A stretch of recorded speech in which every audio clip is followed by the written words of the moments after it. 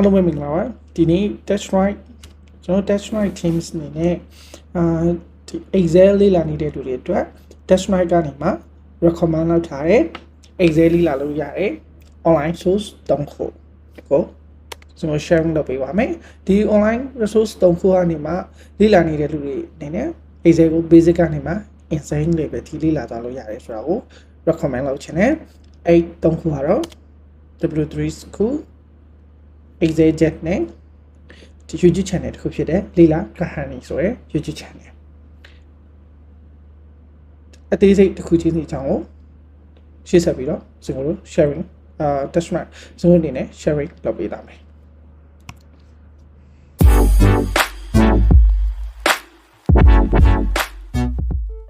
Okay ပထမဆုံးအနေနဲ့ကျွန်တော်တို့ဒီ W3 school ပေါ့နော်W3 school ဆိုရင်ကျွန်တော် W3 school ဆိုပြီးတော့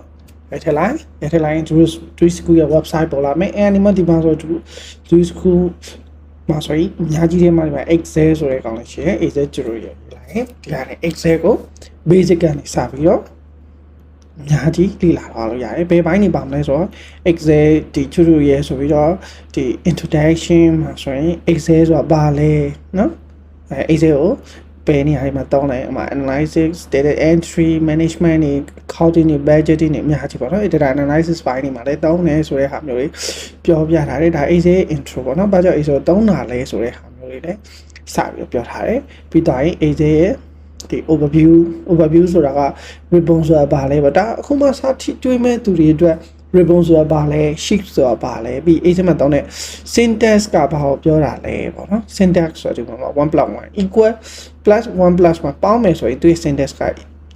equal 1 plus 1 like that ပေါ့နော်ဒါသူ့ syntax ကိုပြောရပေါ့နော်ပြီး Excel range တွေအကြောင်းပြောပြလိုက်မယ်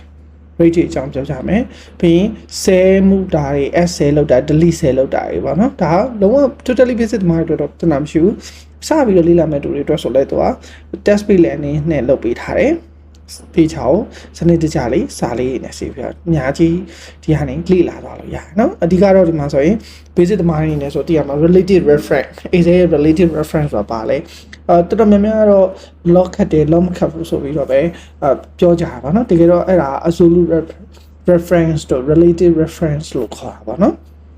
ဒါကိုဒီမှာပြီးတော့ဒီရဲ့အားသာချက်တစ်ခုရှိတယ်Excel ကိုလေ့လာနေတဲ့လူတွေအတွက်ဆိုရင်ဘာကခက်ခဲရှိလဲဆိုတော့ဒီလက်တွေ့စာဖတ်နေနေဒီပေါ့ site တွေမှာကြည့်နေနေလက်တွေ့လို့ဖို့အတွက်ဒီ data လေးတွေပြင်ရတာနည်းနည်းအချိန်ပေးရတယ်ဒါပေမဲ့ဒီမှာကျတော့မသူဒီထဲမှာပါ screenshot ထဲမှာပါနေတယ်data ကိုဒီမှာ copy value လုပ်လိုက်အောင်မယ် copy value လုပ်လိုက်ပြီးတော့သင်ရှိတယ်ဒီ Excel ပေါ်မှာပေးချလိုက်တာ ਨੇ အဲ့ဒီအတိုင်းရပါ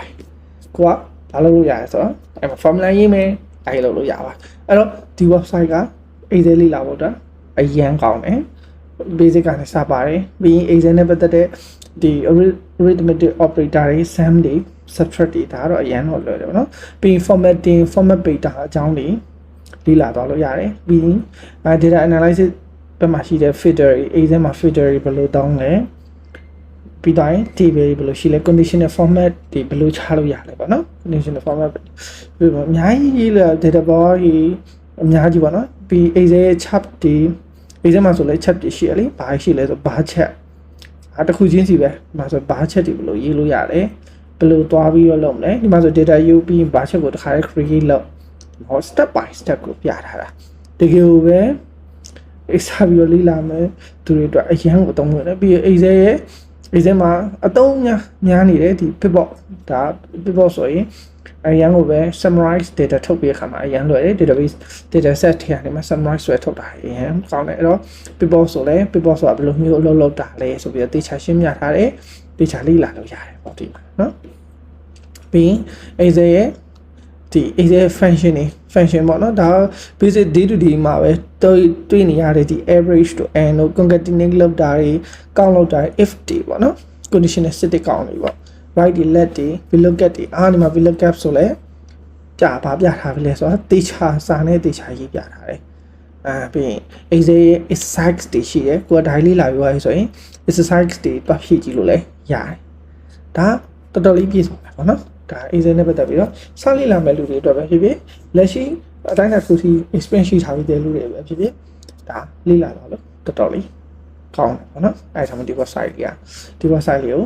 test run နေနဲ့ recommend လုပ်တာ okay ဒါဆိုရင်တို့နောက်ထပ်ဒုတိယတစ်ခုထပ်သွားကြမယ် okay ဒုတိယတစ်ခုအနေနဲ့တို့ excel jet ကိုကျွန်တော်တို့ဘယ်အောင် recommend လုပ်ချင်လဲဆိုတော့ဒီ excel jet မှာဆိုရင်ဒီ functioning formula ဒီနဲ့ပတ်သက်ပြီးတော့တခြားလေးပြောပြထားရှိတယ်ဆိုကြပါတော့ကျွန်တော်တို့က if ဆိုရဲဒီ function တောင်းချင်တယ်ပေါ့နော်ဒါဆိုရင်ဒီမှာ if ဆိုတာဘာလဲဆိုပြီးတော့ရိုက်ရှာလိုက်တာ ਨੇ ဒီမှာ if နဲ့ if function ဆိုတဲ့အကြောင်းတခြားရှင်းပြထားတယ်အဲ့မှာဒီသူရဲ့ formula တွေဘယ်လိုတွဲသုံးလဲ only calculate if not blank မဖြစ်တဲ့ကောင်တွေပဲ calculate လုပ်တာတော့ဒါအများကြီးပဲဆက်ပြထားတယ် if say equal လို့ဒါ if နဲ့ m နဲ့တွဲသုံးတာတော့ဥပမာဒီမှာပေါ့နော် if function တွေဝင်လိုက်ပြီဆိုတာ ਨੇ သူကဘာတော့ပြလဲဆိုတော့ဒီမှာဒီ if function ကြောင့်ကိုဒီမှာ sample လေးနဲ့ပြထားတယ်ဒါရဲ့အနေချက်ကတော့စနက w3 လို့မျိုးတော့ copy ကူးလို့မရဘူးဒါပေမဲ့တခုတော့ရှိတာ screenshot ရိုက်ပြီးတော့ text နဲ့ကူးမယ်ဆိုရင်လွယ်ကူတယ်လေအခုအစားတော့ map မှာပဲအခု window တွေမှာလည်း screenshot တွေကဒီ text value ဒီ photo ကနေမှာ text value ပြန်ချင်းနေတာတွေ support လုပ်လာကြတယ်ဆိုတော့အဲ့တော့ဒီ if function ရဲ့ summary ကိုတခြားရှင်းပြတာအဲ့တော့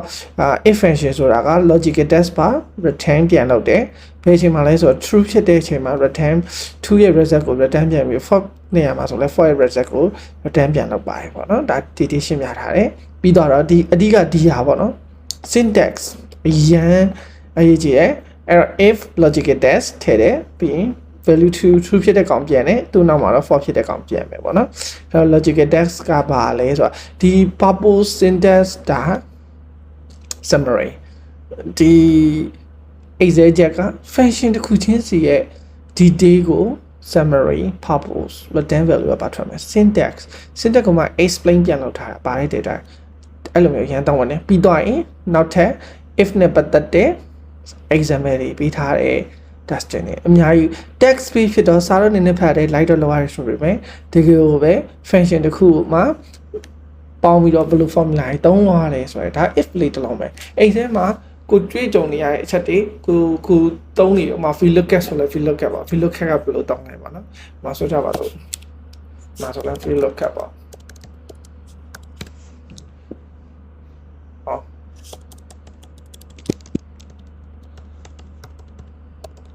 VLOOKUP ဆိုလဲ VLOOKUP ကြောင်းရှာမယ်ဆိုတော့ဒါ VLOOKUP ကြောင်းရိုက်ရှာလိုက်ရမယ်အဲ့ဒါ VLOOKUP ကိုဝင်နှိပ်ကြည့်လိုက်တာ ਨੇ VLOOKUP ရဲ့ function ကိုဝင်နှိပ်လိုက်တာ ਨੇ ဘာတွေ့ရမလဲဆိုတော့တချို့ဟာတွေကြတော့ download sheet ဆိုပြီးတော့ worksheet ဆိုပြီးတော့ဒီ worksheet ကို download လိုက်ပေးထားတယ်download worksheet ပေးထားတဲ့ပတ်တုံးလေးပါရင် download worksheet လုပ်လိုက်တာ ਨੇ ဒီ data ရလာပြီအဲ့ဒါ VLOOKUP ကို graph လေးနဲ့ဒီပုံလေးနဲ့ရှင်းပြထားတယ်ပြီးတော့ရင် summary ကပါလဲပြီးရင် purpose ကပါလဲ return value ကပါလဲ syntax ကပါလဲဆိုတာsyntax တခုချင်းရှင်းပြထားတယ်ပြီးတော့ရင်ဘယ်လိုသုံးပါလဲဘယ်လိုအခြေအနေမှာဘယ်လို condition မှာသုံးပါလဲဆိုတဲ့ဟာမျိုးတွေကို example တွေနဲ့တေချာလေးပြထားတယ်အဲ့တော့အရန်အသုံးဝင်နေ excel ချက်ကလည်း test 9နေနဲ့ recommend လုပ်တယ် excel လေးလာနေမှာ recommend လုပ်တယ် website တစ်ခုပဲ okay ဒါဆိုရင်တို့နောက်ဆုံးဖြစ်တဲ့ YouTube channel ကိုတွားကြည့်အောင် okay အခုတော့နောက်ဆုံးတစ်ခုဖြစ်တဲ့ recommend လုပ်ချင်တဲ့ YouTube channel တစ်ခုလီလာကဟန်နီတကယ်ပဲတကယ်ပဲ touch line နေနဲ့ comment လုပ်တဲ့ဒီ YouTube channel ကအရန်ကိုပဲကောင်းတယ် active အရန်ဖြစ်တဲ့ဒီဆီယာမှာလီလာကဟန်နီဆိုရယ်မှာသူက Microsoft ရဲ့ MVP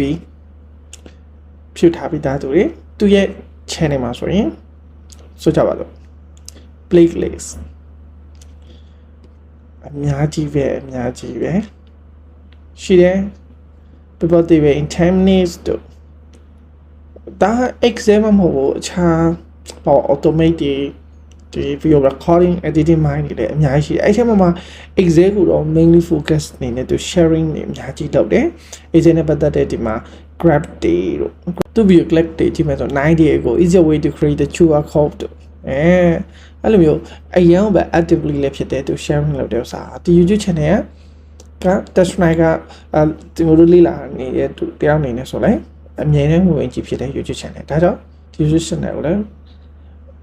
တကယ်ပဲ recommend လုပ်ချင်တယ်တကယ်ကိုအရင်မိုက်ပါတယ် so အခုဒီနေ့ဆိုရင်3ခု sharing လုပ်ပေးသွားတယ်ပေါ့နော်ဒါဆိုရင်ကျွန်တော်တို့ recap လေးကိုတွားကြည့်လိုက် Okay ဒီကတော့အခု video လေးရဲ့ recap section ပေါ့နော် recap section မှာဆိုရင်ကျွန်တော်တို့ဘာတွေပြောသွားလဲပေါ့နော်အရှင်းမှာဘာတွေ sharing လုပ်ပေးသွားလဲဆိုတော့နောက်ဆုံးအနေနဲ့ကျွန်တော်တို့ W3 school ကနေမှာဘယ်လို landing လုပ်လို့ရလဲဆိုတော့ပြောပြသွားတယ်ဒုတိယ section အနေနဲ့ကျွန်တော်တို့